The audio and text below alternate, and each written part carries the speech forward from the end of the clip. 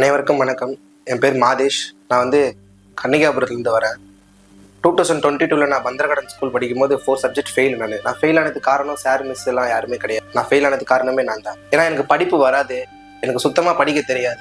அப்போ கூட நான் வந்து அட்வொகேட் ஆகணும் தான் எனக்கு ஆசை. என்னால் முடியல.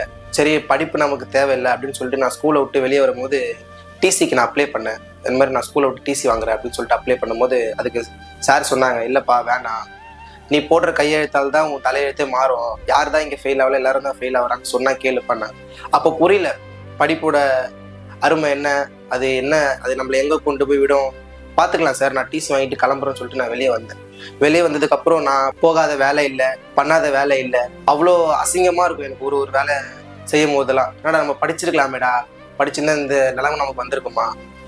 நான் படிக்கும் போது கூட என்னை வீட்டில் யாரும் மதிக்கல. அதுக்கப்புறம் வந்து நமக்கு ஒரு கட்டத்துக்கு மேலே மைண்டு மாறும். படித்தாலும் பணம் சம்பாதிக்க போகிறோம், இது படிக்கலனாலும் பணம் சம்பாதிக்க போகிறோம் அப்படின்னு சொல்லிட்டு அதுக்கப்புறம் நான் பணம் சம்பாதிக்க நான் போயிட்டேன்.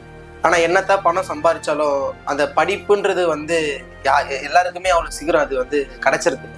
கடவுள் எல்லாருக்குமே ஒரு வாய்ப்பு தான் கொடுப்பாரு. 2வது வாய்ப்பு, செகண்ட் சான்ஸ் யாருக்கும் கொடுக்க மாட்டேன். அந்த மாதிரி எனக்கு அது கடவுளாக படுத்து ஒரு வாய்ப்பு கொடுத்தாரு. அப்போ ஓகே, நமக்கு இன்னும் வயசு இருக்கு, படிப்பு நமக்கு இருக்கு, நமக்கு யாராவது சொல்லி கொடுத்தான்றதை நம்ம அண்டர்ஸ்டாண்ட் பண்ணிப்போம் சொல்லிட்டு நான் செய்த வேலையை விட்டு நான் வெளியே வந்தேன். வெளியே வரும்போது வீட்டுக்கிட்ட இருக்கும்போது ஒரு அண்ணா சொன்னாரு, பாலா அண்ணான்னு சொன்னாரு, இது மாதிரி வந்து எம்கேபி நகர்ல சிற்பிகள் ஐஏஎஸ் அகாடமின்னு இருக்குப்பா, உனக்கு வேணும்னா சும்மா போய் பார்த்துக்க அப்படிதான் சொன்னாரு. சரி, சும்மா போய் பார்க்கலாமேன்னு சொல்லிட்டு இந்த கிளாஸுக்கு நான் வந்தேன்.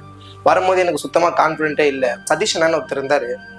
ஆனால் நான் அந்த மாதிரி ஃபெயில் ஆகிட்டேன்னா, ஃபெயில் ஆகினா டிபியிலேருந்து என்ன சொல்கிறாங்கன்னா, மொத்த சப்ஜெக்ட் எழுத சொல்கிறாங்க, 12 சப்ஜெக்ட்டு. நான் வந்து 6 பேப்பரை கிளியர் பண்ணுறான்னு சொன்னேன். அவர் தான் சொன்னார், ஃபஸ்ட்டு வாப்பா டியூஷனுக்கு அப்படின்னு சொன்னார். சரி வரலாமேன்னு சொல்லிட்டு வந்தேன். அவர் நல்லா சொல்லி கொடுத்ததை பார்த்து, நீ வந்து 12 சப்ஜெக்ட் எழுதுப்பா அப்படின்னு சொன்னார். எனக்கே என் மேலே கான்ஃபிடென்ட் இல்லை. ஆனால் நான் எப்படி 12 சப்ஜெக்ட்டு 11th படிக்கும் போதே 4 சப்ஜெக்ட் நான் ஃபெயில் ஆகிட்டேன். நான் எப்படி 12 சப்ஜெக்ட் எழுத முடியும்?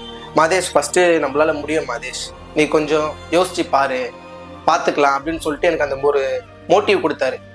நான் இந்த கிளாஸுக்கு வரும்போது கூட அவங்க ஏதோ ஃபீஸ் எதிர்பார்க்கல. ஃபஸ்ட்டு நான் வரும்போது ஃபஸ்ட்டு படிப்பா அப்படின்னு சொன்னாங்க. ஆனால் எவ்வளோ நான் ஃபீஸ்ன்னு கேட்டேன். ஃபஸ்ட்டு படிப்பா அதை தான் சொன்னாங்க. அதுக்கப்புறம் வந்து ஆனால் என்னால் இவ்வளோ ஃபீஸ் கட்ட முடியாதுன்னு சொன்னேன்.